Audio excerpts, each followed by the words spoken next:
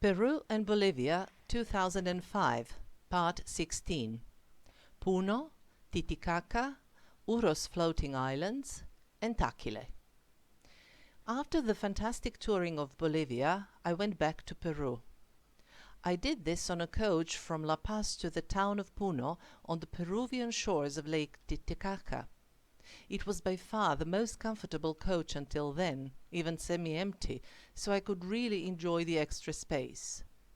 There was a young German girl sitting behind me, and we didn't talk during the trip. But when we got to Puno, she approached me and asked if I spoke English. As it turned out, she didn't speak Spanish and was traveling alone, so she asked for some assistance. I helped her, of course, and we actually ended up sharing a taxi that took us to our respective hotels. It also became clear during this taxi ride that we both wanted to go on the same trip the following day, so we parted with the hope that we may see each other again. And so we did. As the chance would have it, we were even in the same group, which was truly amazing given the large number of groups and boats. It was then that I learned her name, Jana, and that she was from Hamburg. There were also a few young Italians in our group. I found it very interesting and fun to watch all of them. Jana was a very pretty girl, and these young men spent the whole day trying to impress her. First we went to one of the floating islands. These islands are called the Uros floating islands. In the shallow water of Titicaca grows in abundance a type of reed that is called tortora. The residents of these islands pile up a large number of layers of the reed, thus creating islands that are habitable and that indeed float on the surface of the lake. When walking on them, the ground is rather soft and the feet impress mildly into the reed, but nonetheless the islands have huts built also from the reed that were traditionally used in the past by members of the Uros tribe. Nowadays they mostly live on the shore, but continue to come here because of the tourists. And that was precisely what I didn't like about the islands at all. I have to say that I truly wanted to see and visit the islands, and I am in fact very glad that I did it, but I was also very disappointed, and I think they are not worth more than a 10-minute visit. Regardless of all the effort and intentions, nothing seemed authentic to me there, and everything seemed like a staged play. One walks and looks around, and then comes across an elderly woman who spontaneously, sits on the ground grinding maize by placing grains on one stone and using another crescent-shaped one to crush them. There was no other better place for the house chore than in the middle of the yard in front of a house. I also wondered if the clothes worn by the local residents were truly their daily attire, or if they were only the costumes for the play. On the other hand, as they were there, and as the whole scene had been set, I started to take the photos of it all.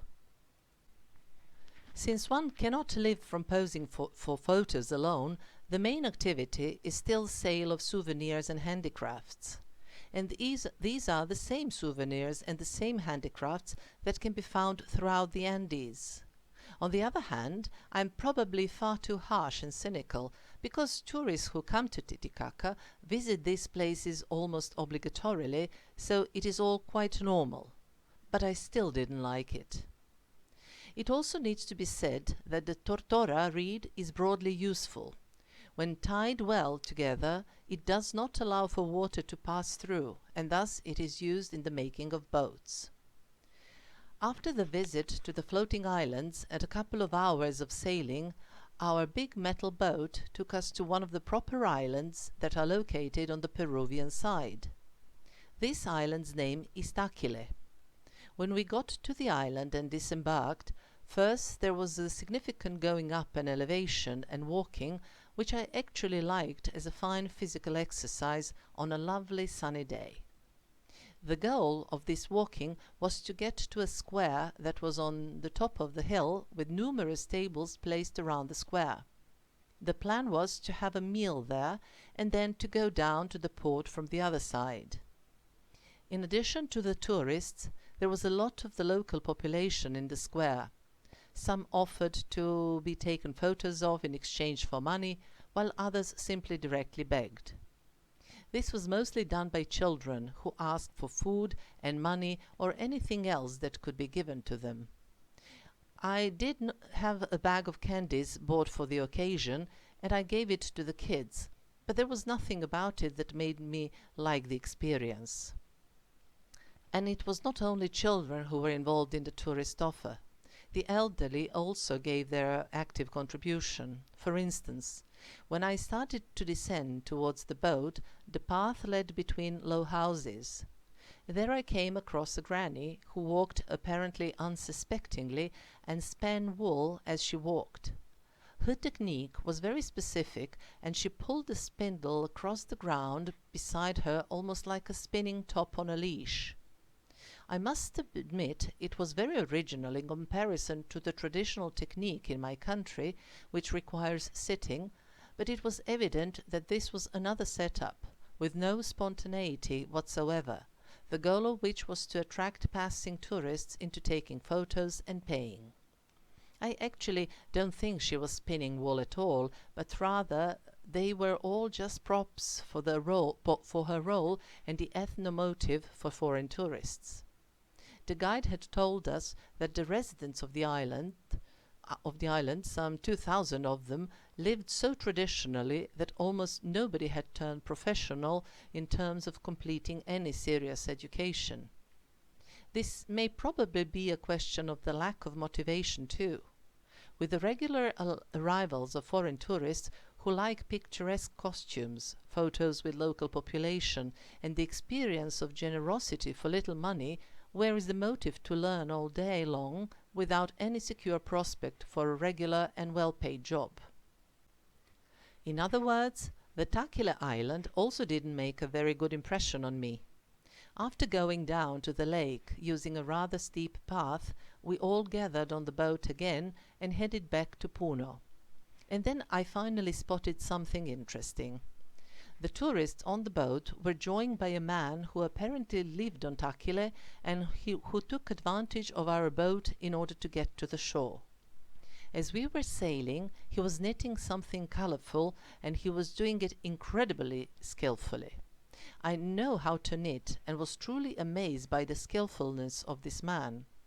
The guide had told us earlier that people on the island have a very unusual tradition.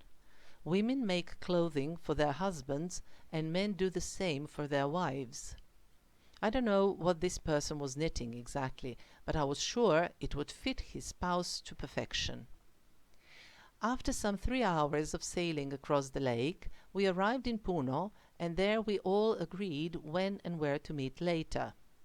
I first went to confirm my reservation for the day after, and then to the hotel where I had a brief rest. In the evening, I went to meet with Jana, and then together we went to meet with those Italians I have mentioned, as well as a couple of Portuguese and a Spanish guy. We all went for dinner together, and it was very merry and lots of fun, so we stayed until midnight. Eventually, with a lot of smiles and good wishes, we parted. They were all younger than me and didn't want to miss out on the night entertainment, so they decided to go to a local disco club. I was very content that I could retire to my hotel and go to sleep.